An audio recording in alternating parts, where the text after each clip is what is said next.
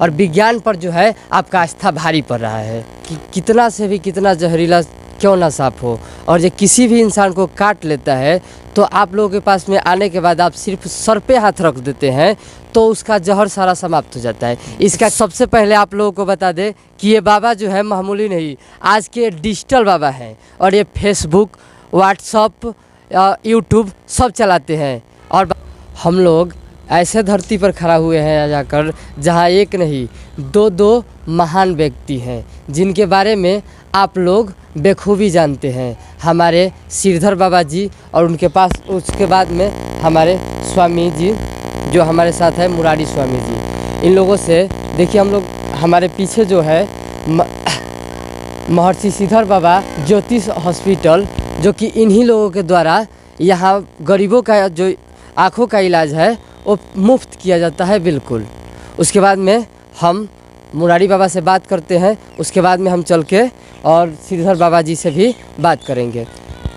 सबसे पहले आपको हमारे चैनल में स्वागत है बाबा। इस वीडियो को देख रहे और चैनल को देख रहे सभी लोगों को हृदय से आभार। और यह चैनल नया नया शुरू किए हैं तो इसको आप लोग सपोर्ट कीजिए, सब्सक्राइब कीजिए। पूछिए क्या पूछना है। सबसे पहले हमको ये पूछना है बाबा कि कितना से भी कितना जहरीला क्यों ना साफ हो, और जो किसी भी इंसान को काट लेता है तो आप लोगों के पास में आने के बाद आप सिर्फ सर पे हाथ रख देते हैं तो उसका जहर सारा समाप्त हो जाता है। इसका क्या कारण है बाबा? इसका जो कारण है, सबसे हमारा जो औषधि है आयुर्वेदिक औषधि है, इसके अलावा ईश्वर की कृपा है जिस पर जा पर कृपा राम की हुई। तो राम की जब कृपा हो जाती है तो असंभव काम भी संभव हो जाती है। तो प्रभु की यह कृपा है और हमारे पूज्य गुरुदेव श्रीधर बाबा का तपस्या है, त्याग है, समर्पण है प्रभु के प्रति। उसके फल स्वरूप अगर कोई भी आपको कितना भी विशाल काय सर्प अगर डंस लेता है तो उसे तत्काल आप लेकर यहाँ पर आते हैं, पहले यहाँ पर लेकर आते हैं तो उसका इलाज किया जाता है। और सर पे केवल हाथ रख देते हैं गुरुजी 2-4 बार और उसके बाद पानी पिलाने के लिए बोलते हैं और ठीक हो जाता है। तो कहीं नहीं कहीं बाबा विज्ञान पर ये आस्था भारी पड़ रहा है, ये मानना अभी हम लोग को संभव है क्योंकि खुद ब खुद हम भी आकर यहाँ इलाज कराए हैं। हमारे घर में भी ऐसा कांड हुआ है और हम भी लेकर बाबा के पास में आए हैं। तो कहीं ना कहीं बाबा विज्ञान जो है हम लोग आपकी आस्था से नीचा हो गया है और विज्ञान पर जो है आपका आस्था भारी पड़ रहा है। देखिए सबसे बड़ी बात होती है कि विज्ञान और आस्था ये दोनों अलग अलग बातें हैं। और अध्यात्म विज्ञान अभी कुछ वर्ष पहले शुरू हुई है, परंतु अध्यात्म जो है वह लाखों वर्षों पुराना है, करोड़ों वर्ष पुराना है। और उसी से विज्ञान निकला है जिसे नया स्वरूप लोग दिए हैं। और विज्ञान जो है, सबसे पहले आप लोगों को बता दें कि ये बाबा जो है मामूली नहीं, आज के डिजिटल बाबा हैं और ये फेसबुक, व्हाट्सअप, यूट्यूब सब चलाते हैं और बाबा के पास में एंड्रॉयड मोबाइल भी है। तो ये बाबा डिजिटल बाबा हैं। क्या बाबा जो हम कह रहे हैं वो सही है? और इनका पोस्ट भी हम फेसबुक पर लगातार देखते रहते हैं, बाबा पोस्ट भी करते हैं फेसबुक पर। तो क्या हम सही कर रहे हैं बाबा? सबसे बड़ी बात है कि डिजिटल कोई नहीं होता है, ये जो युग है वही डिजिटल हो गया है। और यहाँ पर जो भी है, यदि आप फ़ोन नहीं रखते हैं, आपको हमसे बात करना है, कोई ज़रूरी हो जाए, अगर हम मोबाइल नहीं रखेंगे तो कैसे बात करिएगा? या फिर हम कहीं चले गए और आपको इमरजेंसी हो और यहाँ पे आना पड़ जाए तो फिर मेरे पास आप कैसे सूचना भेजेंगे कि हाँ बाबा आपके पास आना है?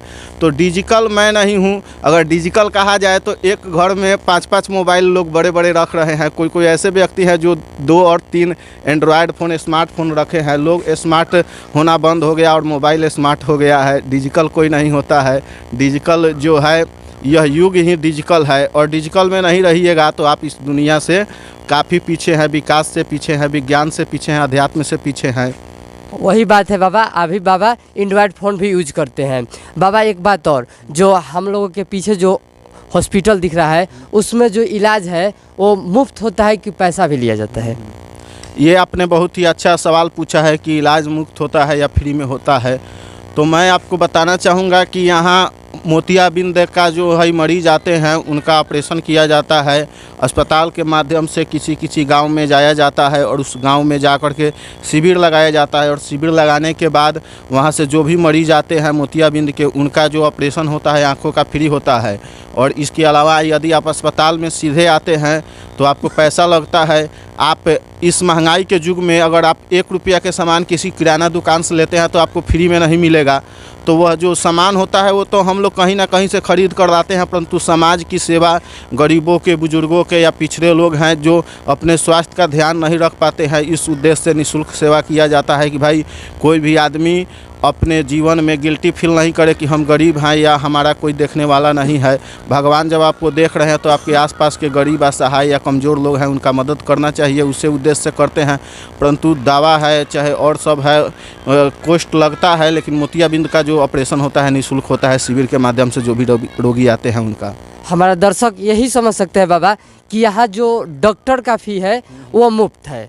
जो हम आपको जो दवा में खर्च लगता है या जो भी चीज़ खर्च लगता है आप उसका पैसा लेते हैं। इलाज का यहाँ कोई पैसा नहीं लगता है, इलाज बिल्कुल मुफ्त होता है। या हाँ, जैसे आप बता रहे हैं कि डॉक्टर का फीस, तो सबसे बड़ी बात है कि मोतियाबिंद का जो ऑपरेशन होता है एक प्रक्रिया होती है। उसमें लेंस लगता है, डॉक्टर लगते हैं, उसमें कर्मचारी लगते हैं, वर्कर्स लगते हैं, स्वास्थ्यकर्मी लगते हैं, तब एक रोगी का होता है ऑपरेशन।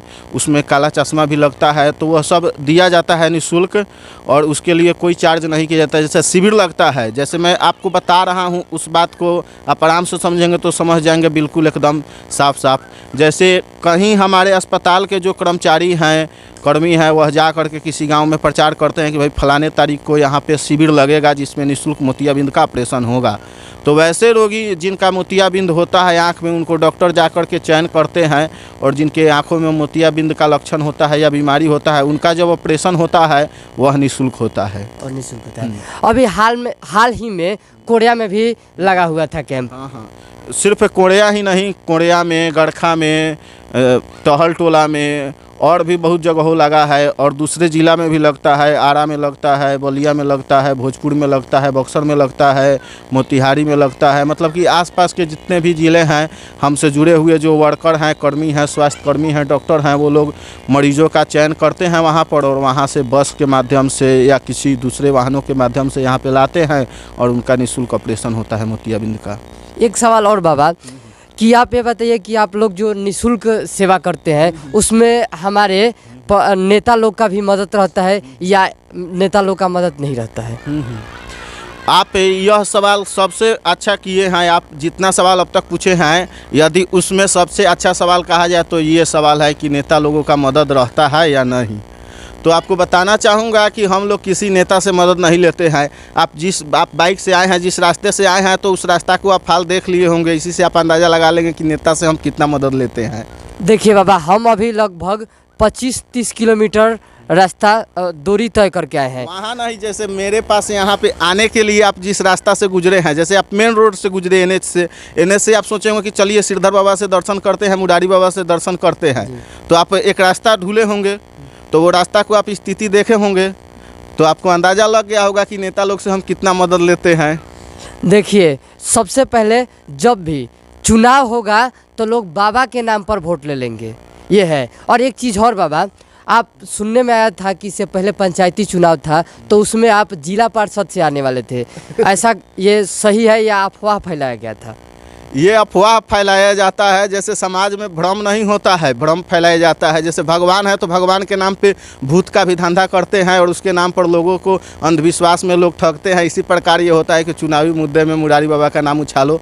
मुझे राजनीतिक से अभी तक कोई लेना देना नहीं है और आगे भी मेरी उम्मीद होगी कि नहीं लेना है, परंतु समाज में जो नेता हैं, भ्रष्ट लोग हैं, अगर वो लोग नहीं मानेंगे तो जैसे भगवान को राक्षसों को मारने के लिए, वध करने के लिए या सुधारने के लिए आना पड़ता है, उसी प्रकार वध करने के लिए नहीं आऊँगा। जैसे समाज में विकास करने के लिए, जैसे मैं पत्रकारिता से भी जुड़ा हूँ, तो पहले क्या होता था कि छोटे छोटे जो मुद्दा होते थे गाँव में कोई जानता ही नहीं था कि कौन यहाँ पे पत्रकार है। लोगों को लगता था कि इंद्रलोक से कोई आता है और देख लेता है और पेपर में छप जाता है, कौन यहाँ पे पत्रकार है कोई नहीं जानता था। परंतु जैसे हम आए तो सोशल मीडिया पर, जैसे आप बोले हैं कि मुरारी बाबा जुड़े हुए हैं, तो फेसबुक पर हम डाले कि कोई भी समस्या हो आप बताइए। और एक के बाद एक ऐसे लगातार एकदम समस्या को उजागर करते गए। और मेरा जो अखबार था दैनिक भास्कर, वो लगभग 1-1.5 साल पहले ही आया था छपरा जिला में, और वह 1 नंबर पर जब चला गया तो सब अखबार के जितने भी रिपोर्टर हैं सब गड़खा में आकर बैठने लगे, लोगों से पूछने लगे कि क्या समस्या है, मैं पत्रकार हूँ बताने लगे। तो उसी प्रकार यदि राजनीतिक में भी देखा जाएगा, अभी तक आप देख रहे हैं कि यहाँ के विकास क्या है, अगर आगे देखा जाएगा कि अगर नेता लोग नहीं सुन रहे हैं तो फिर आगे की कोई नहीं कहा जा सकता है। तो हम लोग यह उम्मीद करें कि बाबा जो ज़रूरत पड़ने पर चुनाव में उतर सकते हैं, इसलिए नेता लोग सावधान हो जाएं, क्योंकि जब बाबा आएंगे तो किसी का नहीं चलेगा, ऐसा उम्मीद है। क्योंकि बाबा अभी भी गरीबों का मुफ्त में इलाज कराते हैं। यहाँ देखिए जो 2 ताला का हॉस्पिटल है, यहाँ निःशुल्क होता है। ऐसे इसे छोटा छोटा हॉस्पिटल बनाकर और लाखों कमाया जाता है, लेकिन यहाँ कमाने का जरिया नहीं है, बल्कि गरीबों का सिर्फ सेवा करने का उद्देश्य है। तो बाबा ज़रूरत पड़ेगा तो आप चुनाव में आ सकते हैं, हम लोग यही समझे। नहीं, ये मत समझिए कि चुनाव में आ सकते हैं, इसके लिए उम्मीद नहीं रखिए। जैसे मैंने कहा कि अगर नहीं कोई सुनेगा, नहीं कोई सुधरेगा, तो फिर उस परिस्थिति में ऐसे है जो कहा जाता है कि जितने भी अच्छे काम हैं उसको जल्दी से जल्दी कर लीजिए, और जितने भी बुरे काम हैं उसको जितना हो सके टाल दीजिए। तो राजनीति को तो आप अगर नेता का आप नाम ले लेते हैं कि फलाना आदमी नेता है, तो मन में पहला ख्याल आता है कि बहुत लूटता होगा। तो फिर कभी भगवान ना करे या वैसा समय ना आए कि मुझे राजनीतिक में उतरना पड़े, तो उससे दूर ही रहने में भलाई। इसी को तो दूर करना है बाबा। आज के समय में राजनीति का मतलब गंदा हो गया है, लोग कहता है कि राजनीति गंदा है, इसी को तो साफ करना है बाबा। और इसी के लिए आप लोग जैसा आदमी को इस राजनीति में आना होगा, साफ सुथरा लोग को और पढ़े लिखे लोग को आना होगा। राजनीति जो कचरा हो गया है, उसी कचरा को साफ करने के लिए, क्योंकि सर कीचड़ से कीचड़ नहीं धोता है, कीचड़ को धोने के लिए साफ पानी की आवश्यकता होती है। तो फिर राजनीति में साफ पानी को उतारना होगा। इसलिए आप लोगों की ज़रूरत है, अगर जो आप इतना सेवा करते हैं तो आप राजनीति में भी आकर गरीबों का जो हक मारा जा रहा है, आप उसको आकर ईमानदारी पूर्वक दिला दे, तो राजनीति क्या गंदा होगा, उससे तो राजनीति साफ होगा। ये आप बहुत ही अच्छी बात कह रहे हैं कि कीचड़ से कीचड़ को नहीं साफ किया जाता है, परंतु इससे मैं सहमत नहीं हूँ, क्योंकि राजनीतिक जो है इसको इस तरह से जो भी आता है वो क्या कहता है कि मैं विकास करूँगा, मैं विकास करूँगा। आज देखा जाए तो मोदी जी भी विकास कर रहे हैं और नीतीश कुमार जी भी विकास कर रहे हैं, दोनों खूब विकास कर रहे हैं, परंतु विकास का हाल ये है कि 200 रुपये का खाद लोगों को 500 रुपये में लेना पड़ रहा है, उसके लिए लाइन में लगना पड़ रहा है 3 दिन, उसके बाद भी नहीं मिल रहा है तो उससे 2 दाम में ख़रीदना पड़ रहा है, 3 दाम में ख़रीदना पड़ रहा है।